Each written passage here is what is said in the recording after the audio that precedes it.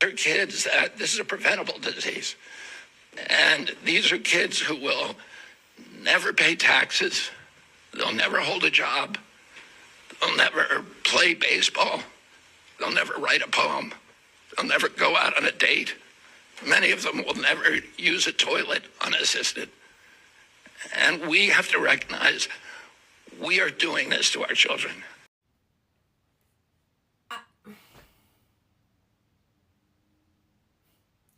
I don't even know where to start. I really don't even know where to begin. So much to unpack. Let's start here. Okay, I am not an expert. I'm not a doctor. I'm just somebody's mama and someone who's been advocating for the autism community, a community that I care deeply about for 25 years. And I don't know everything, but I do know this. Autism is not a disease. It is a disorder, a developmental disorder. And it is important to get that right if you are the Secretary of Health and Human Services. So that off the top really triggered me. And then came the list of nevers.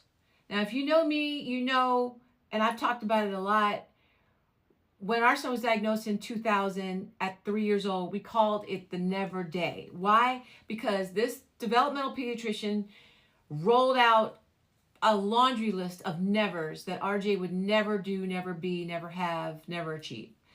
And we call it the never day. And she said he would never mainstream in school, have friends, have meaningful employment, drive, live on his own, never say I love you, never play team sports. I mean, this lady had a long list of things that she said he would never do. And so when the Secretary of Health and Human Services just ran off another never list, it triggered me in ways I can't even describe.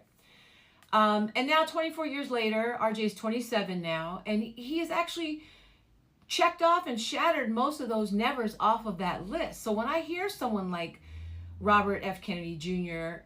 describe our children as family destroyers, I felt the weight of every parent who's ever had to fight 3 times, 4 times as hard just to prove their child's worth. And it just plays into every stereotype and stigma that every person with autism has ever had to fight to overcome. And as an advocate, I've had to fight against as well, and a mom. Because what he's peddling here is not just ignorance, it is institutionalized hopelessness. Let me say that again. It is institutionalized hopelessness. From the very office that's supposed to protect public health, we're getting fear and shame and blame and misinformation. This is not okay. Autism didn't break my family. It made us braver. It made us closer. It made us more compassionate.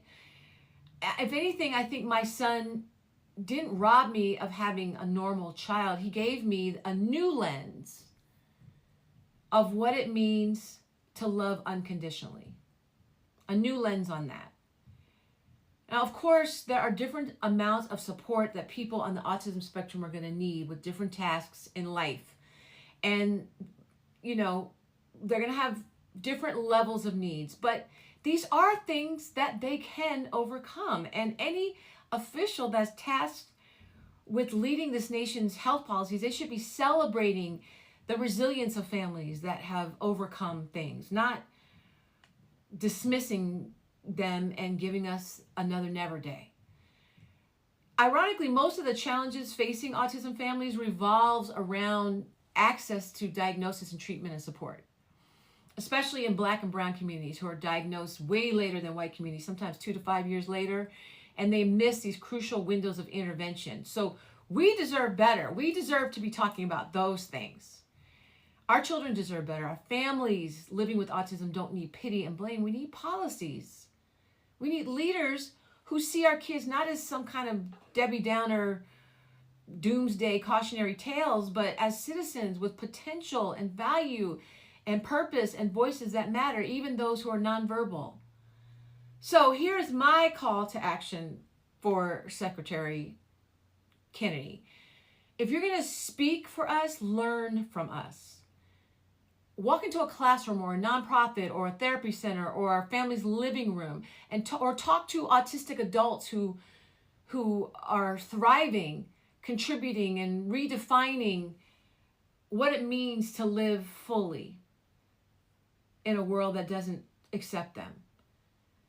And listen before you speak, because your words carry weight. And right now, they're just crushing the very people you've been entrusted to protect. Now, I know this administration doesn't really think highly of words and how they impact people, but this is very important. And to every parent, to every educator, to every advocate, every self-advocate listening to this, and especially families who are just getting the diagnosis today, please do not let one man's ignorance drown out the truth that we live every single day. And don't ever let anybody define the possibilities for your child. Autism is not a family-destroying tragedy. The negative way that people speak on it, that's the tragedy. So, to recap, for my son, pays his taxes, check. Uses the toilet on his own, check. Poems, yeah, he's written some poems to me. Yeah. Plays baseball, no. But he does have 2 World Series rings from working with baseball players on his 10th season at the Dodgers. So that should count.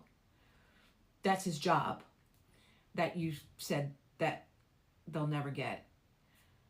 Dating, well, okay, we're working on that. Don't rush him. Look, having autism, having a loved one with autism is not easy. It's not easy, and it can be very, very hard. But different families have different ways of overcoming it.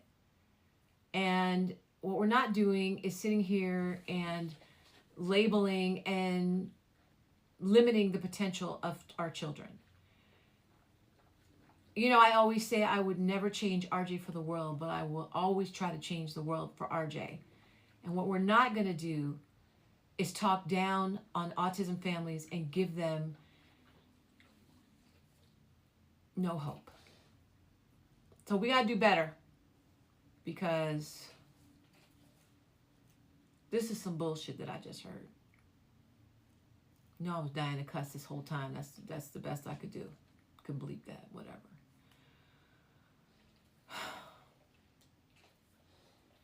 It's not okay.